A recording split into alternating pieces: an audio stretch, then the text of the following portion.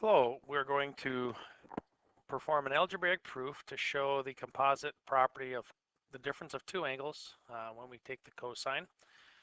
It's kind of confusing how cosine looks like it should or trig functions look like they should distribute, but in reality we get these kind of strange looking sums or products or sums and products. So let's go through a proof that's going to, using the distance formula, that's going to help clear up some of this. This figure 5-2D on the left here shows an angle A, that's kind of hard to read, it's up there, and a smaller angle B in standard position. And what we want to do is consider the difference A minus B and how if we took that same shape, this same triangular shape, and rotated it from some generic position down to the x-axis where some values are easier to determine, we would end up with a different looking graph, but all the same dimensions of this triangle. So we're going to go through and get some equations for distance formula, and really just using distance formula, figure out how to get this distance set equal to this distance in terms of generic angles A and B. So the chord between the initial and terminal points has length D. I'm going to describe this as a length D. And the length can be written using the distance formula. And in this case, the distance, we can think of this as a cosine A is our x1, sine A is our y1, and cosine B is x2, sine B is y2.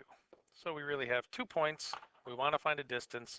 All we do is take the difference between x2 and x1, square it, and then the difference between y2 and y1, square it, and see what we get. So please take a moment to reconcile this drawing to this distance formula here. And when we square, we get the cos squared, we get the or cos A squared, we get the cos B squared, and then we get the middle terms of a minus 2 cos A cos B. Likewise, on the y component, we get our sine squared and our sine squared A and our sine squared B, and then our middle terms show up there. If we rearrange the terms to try to draw out terms that we can work with and evaluate, we can take the cos squared A and the sine squared A and add those together separately from cos squared B and sine squared B. And there's a reason for that if you remember one of your Pythagorean identities. And then we have some stuff left over that we just put out here on the end. From here we evaluate cos squared plus sine squared of the same angle, getting a 1, and cos squared plus sine squared of B equaling another 1.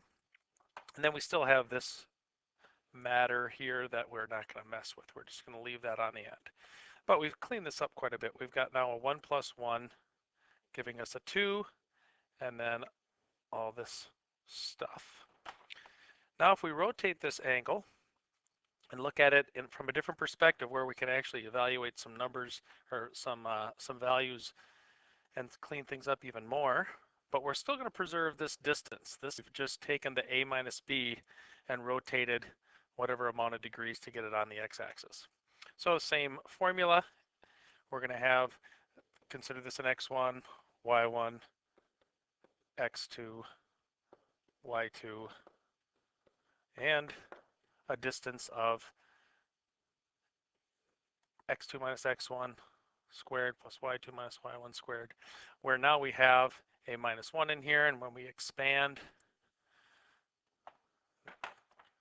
this, we're going to get our cos squared of our angle, and we're going to get our negative 1 times negative 1, which is a plus 1, and our middle terms show up in here. We're going to have a minus cos A minus B and another minus cos A minus B for negative 2 cos A minus B. Likewise, for the y coordinates, we're going to get our sine squared, and we're going to get our negative 0 squared, which we don't have to throw in there at all.